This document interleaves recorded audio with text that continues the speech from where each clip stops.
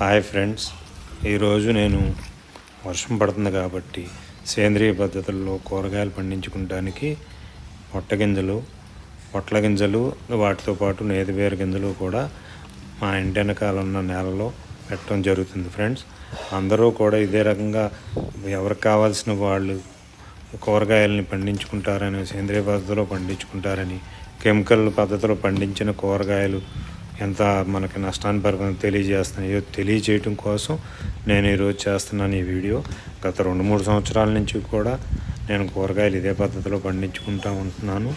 ఇది ఈ వీడియో అందరికీ ఉపయోగపడుతుందని, ఈ వీడియోను చూసైనా సరే ఎవరింటి దగ్గర వాళ్ళు ఉన్న ప్లేస్లో ఎంతో కొంత కూరగాయలు పండించుకుంటారనే ఉద్దేశంతో నేను ఈ వీడియో పెట్టడం జరిగింది. గత 2-3 సంవత్సరాల నుంచి నేను ఈ పద్ధతినే ఫాలో అవుతున్నాను. మీరు కూడా ఫాలో అవుతారని చెప్పేసి కోరుకుంటున్నాను.